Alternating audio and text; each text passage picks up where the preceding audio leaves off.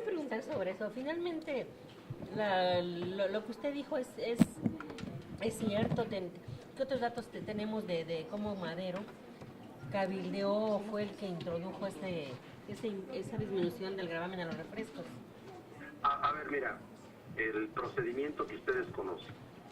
Una iniciativa o una minuta llega a una de las cámaras, la mesa directiva lo turna a la comisión de dictamen o a las comisiones de dictamen y empieza un proceso de discusión dentro de los trabajos de cada de las comisiones. En las comisiones no se presentan iniciativas, o sea, no hay un documento suscrito por un grupo o por un legislador sobre las posiciones, adiciones, reformas o ratificación a los contenidos que cada grupo o cada legislador pretenda sostener. Así ocurrió en Cámara de Diputados. Llegó la propuesta del Ejecutivo, se turnó a comisiones y se empezó a debatir. Fue posición del PAN, la de disminuir el precio del impuesto IEPS a refrescos.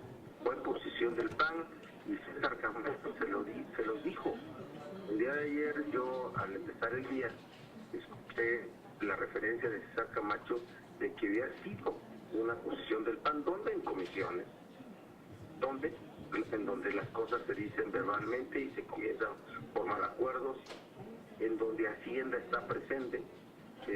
Los que saben perfectamente esto es Hacienda y los demás diputados que participaron en el trabajo de las comisiones. No necesita haber una referencia por escrito. O sea, por eso cuando Marco Cortés dice, dime qué diputado fue el que lo hizo, le contesta César Camacho. ¿Sí? Yo cuando llegué ayer al Senado pregunté en Cámara de Diputados y no puedo referenciar quién me lo dijo de diputados, pero así se dijo, aquí todos saben que fue Madero. Eso fue lo que yo dije. Eso fue lo que yo dije cuando terminó la conferencia de prensa de ayer, cuando me preguntan, danos nombres, y fuera de conferencia dije, se dice que fue Madero, así lo dije, pueden revisarlo en sus grabaciones que tienen y que conservan. Pero ya está revertido el impuesto, fracasó la intentona de hacerle un regalo a la refresquera, y afortunadamente hubo consenso en la Cámara de Senadores para ello. Recuerden que en el Senado mismo los senadores del PAN estaban públicamente divididos. Había unos que estaban a favor de sostener la disminución y otros de revertirla.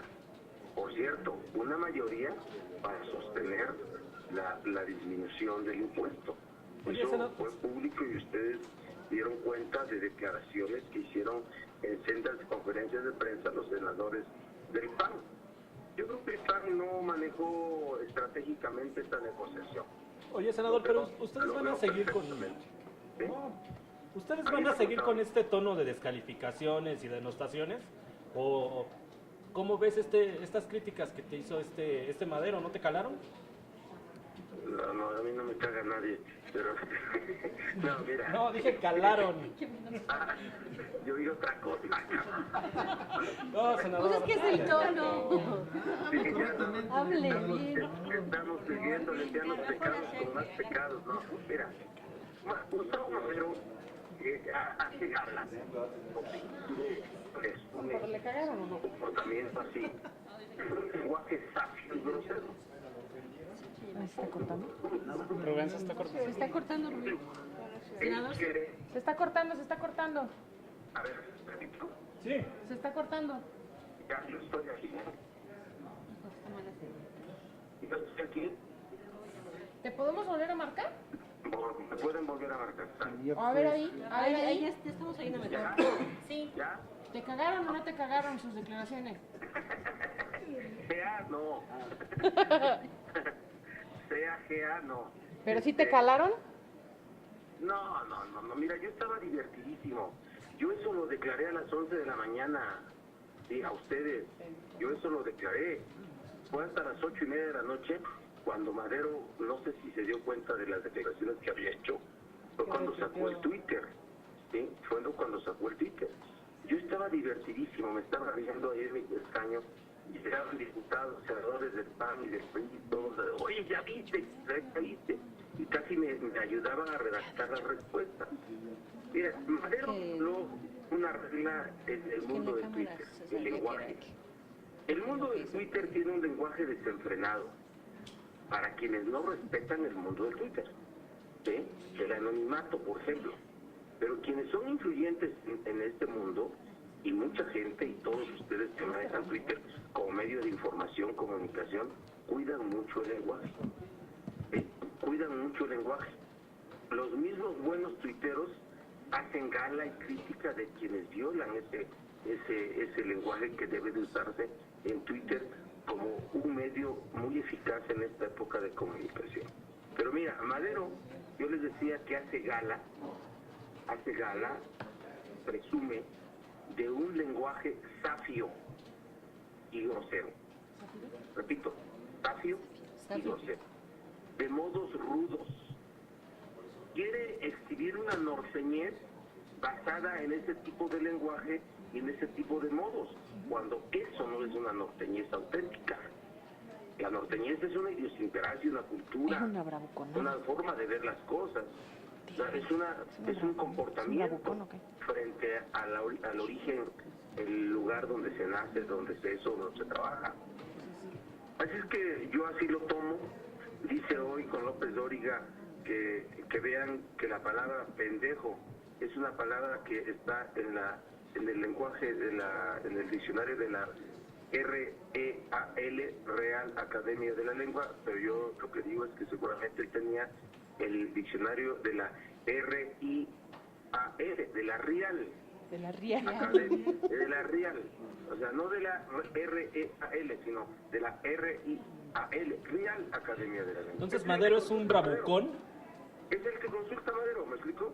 De ahí encuentra sus palabras domingueras. Entonces, ¿es una bravuconada? ¿Es un bravucón Madero? No, yo no voy a decir eso también.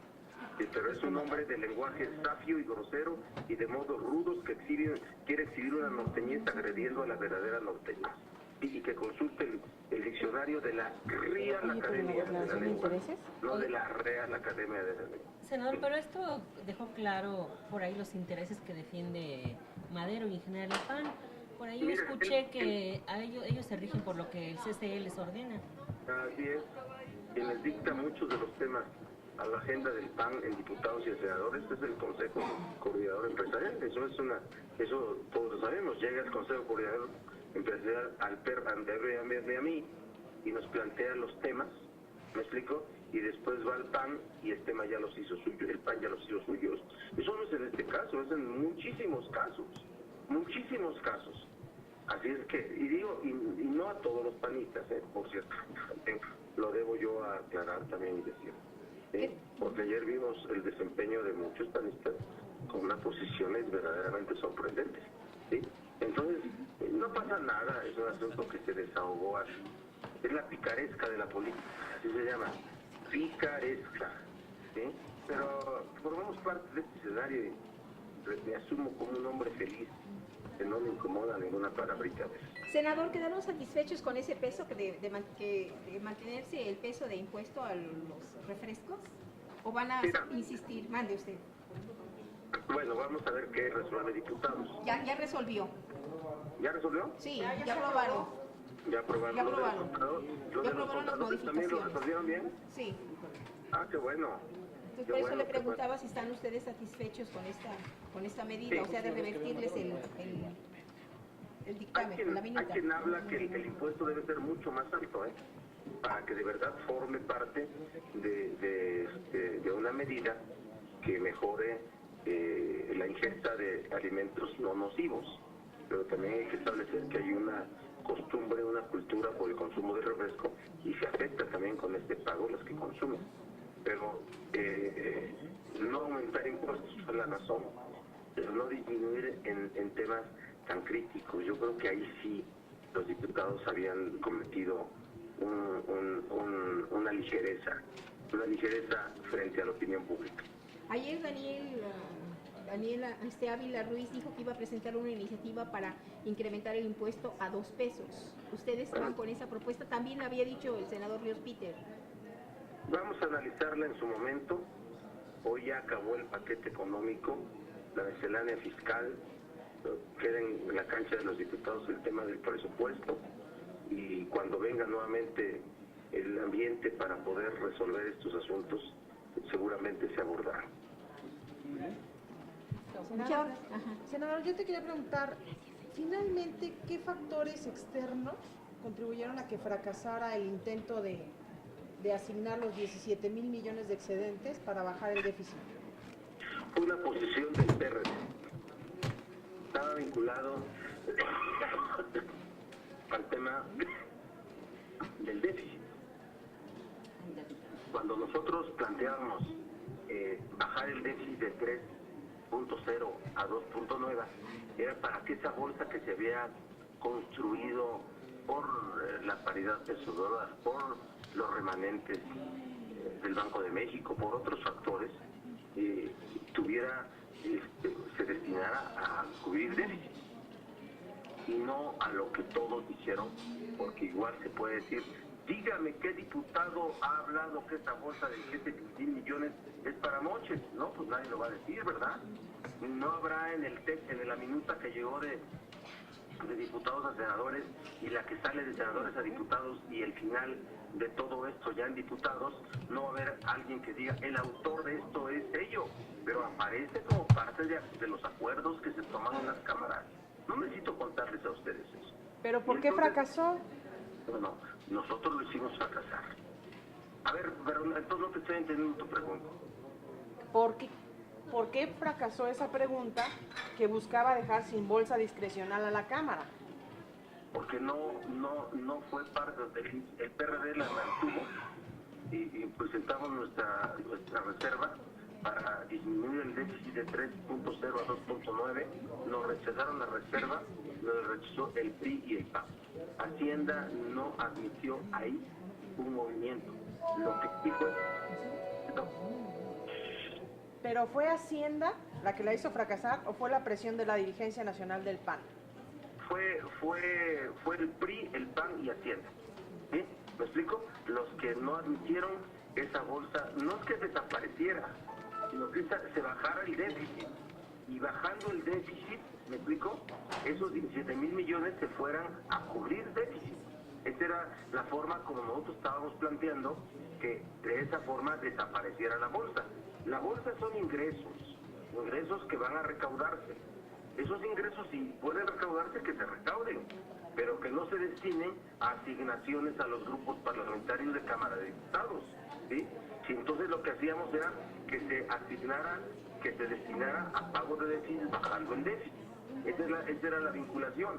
Entonces, al no querer bajar el déficit a 2.9, automáticamente esa bolsa se queda ahí, y por eso nosotros agregamos la redacción de transparencia para obligar a una vigilancia exhaustiva por parte de la Auditoría Superior de la Federación de cómo se gastarían esos 17,000 millones de pesos. Senador, yo quisiera preguntarle qué opina de que el PAN parece que ya se le hizo costumbre ausentarse en las sesiones de este tipo de votaciones, porque ayer veíamos que terminaron la sesión con la bancada panista prácticamente ausente. Bueno, muy bueno, ya se cortó. La ausencia de la mayoría de la bancada del Partido de Acción Nacional en muchos temas. Sí. Senador, ¿qué cree que no le escuchamos eso porque se cortó su comunicación? Pero si nos repite. No tengo respuesta, no tengo explicación, pero así ha sido. De esa forma ha sido. La bancada del PAN en muchos temas así importantes ha estado casi ausente. Casi ausente. Forma parte de los debates y forma parte de los acuerdos y después ya no está. ¿Sí? Ya no está. Entonces, yo lamento eso. ¿Se les tendría que descontar la dieta del día de ayer porque No, varios momentos? Formalmente presente. Salvo que hubiera habido una rectificación de quórum y no hubiera habido la presencia de algunos, entonces se podría descontar. No, de nadie. Ayer no hubo rectificación de quórum. Gracias, senador. Adiós. Senador, Llego más tarde. senador, ¿Qué onda? el pan, ¿Qué? el pan. Ya. Está delicioso. Está sabroso el pan de muerto. Está ¿verdad? delicioso. Ay, dale. Gracias, senador. Gracias, senador.